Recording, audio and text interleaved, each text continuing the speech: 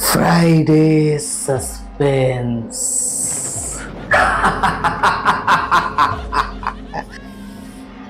শুধুমাত্র মেডিটা লেজেন্ড ওয়াইটি চ্যানেলে।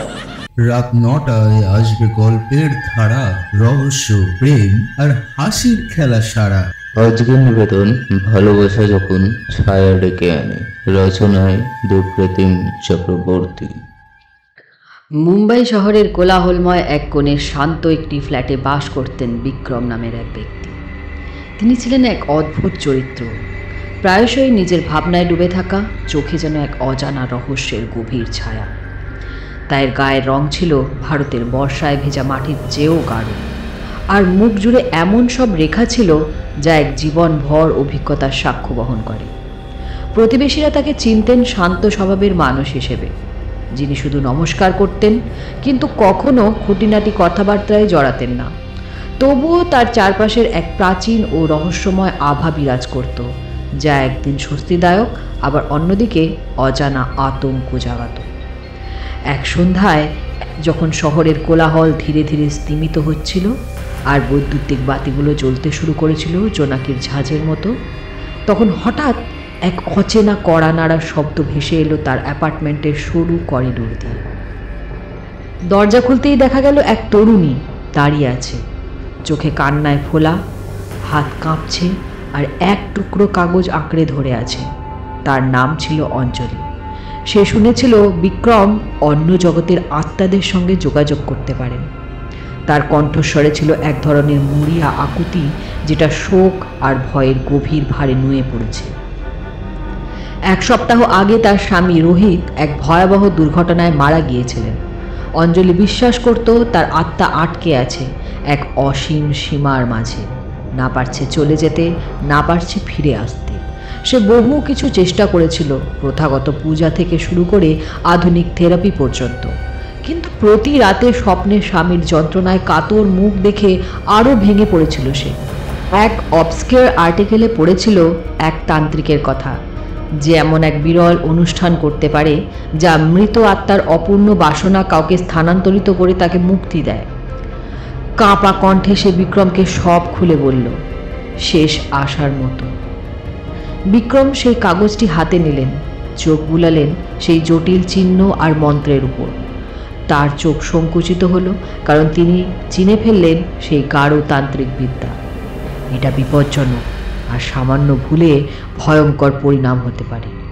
তবুও অঞ্জলির চোখের হতাশা ও আকুতি তার ভিতরের কিছুটা নাড়া দিল। তিনি রাজি হলেন, তবে শর্ত রেখে দিলেন, এই অনুষ্ঠানে একজন স্বেচ্ছায় রাজি হওয়া লোক দরকার। তিনি বললেন ধীর ও দৃঢ় কণ্ঠে যে এই আত্মার ভার নিজের কাঁধে নিতে পারবে। ঘর জুড়ে নেমে এলো এক গম্ভীরতা। অঞ্জলি মাথা নাড়ালো, বুঝে গেল সে কি দায়িত্ব নিচ্ছে।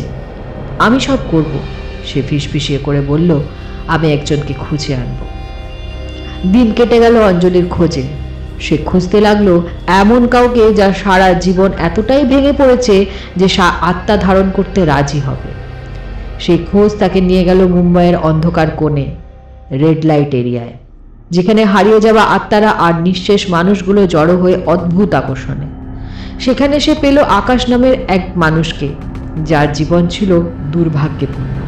সে রাজি হলো, যেন এক অদ্ভুত কৌতূহল আর হতাশার মিশ্রণে। বিক্রম খুব যত্ন সহকারে প্রস্তুতি নিল রিচুয়ালের জন্য। মোমবাতি, ধূপ, প্রাচীন প্রতীক দিয়ে অল্টার সাজালেন। সেগুলো যেন অদৃশ্য শক্তিতে কম্পিত হচ্ছিল। বাতাস ভারী হয়ে উঠল এক অজানা আশঙ্কায়। মন্ত্র উচ্চারণ শুরু করলেন বিক্রম।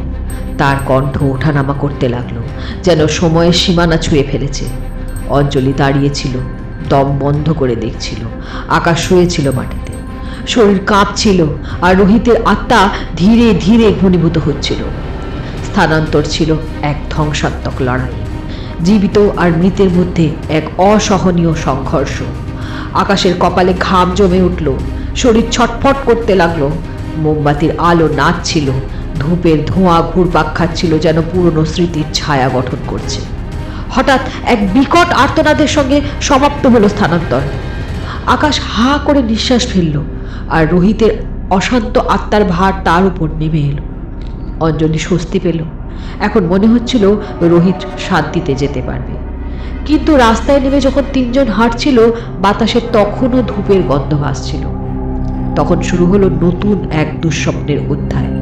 কারণ সেই রিচুয়াল শুধু আত্মা নয়, আকাশের ভিতরে ঘুমিয়ে থাকা এক গাঢ় বাসনাকে জাগিয়ে তুলেছিল। অন্ধকার বেড়ে উঠেছিল, আর আকাশের ঠোঁটে ফুটে উঠল এক অদ্ভুত হাসি। পরের সপ্তাহ অঞ্জলির জীবন ছিন্ন ভিন্ন হয়ে উঠল। বাতাসে শুনতে পেত ফিসফিস শব্দ, যেগুলি মনে হতো পরিচিত কণ্ঠে কিছু ডাকছে। তার স্বপ্নগুলো হয়ে উঠল অশান্ত। সেখানে আকাশ আর রোহিত এক অদ্ভুত লালসা আর রাগে জড়িয়ে আছে, এক নিষিদ্ধ নৃত্যে।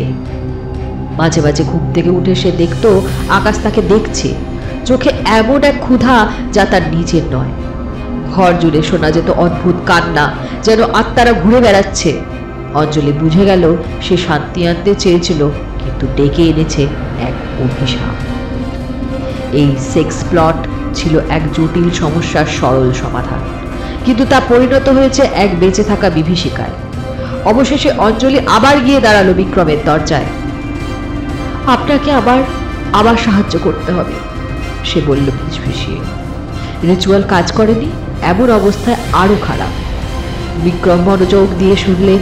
তিনি সম্ভাবনা জানতেন, তবুও আশা করেছিলেন এমনটা হবে না। এবার একটাই উপায়, এক কঠিন এক্সরসিজম।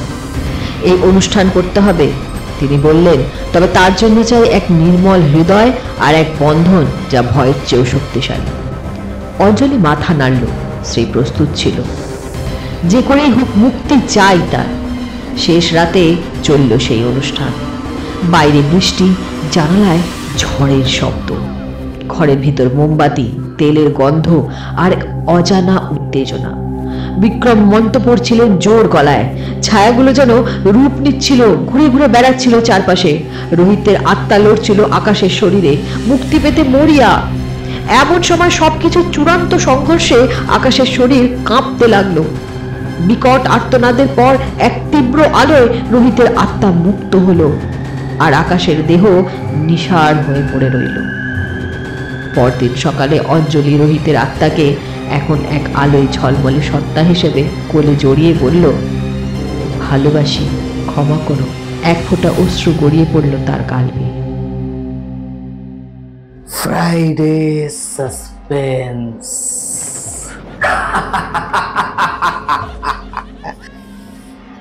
শুধুমাত্র মেডিটা লেজেন্ড ওয়াইটি চ্যানেলে।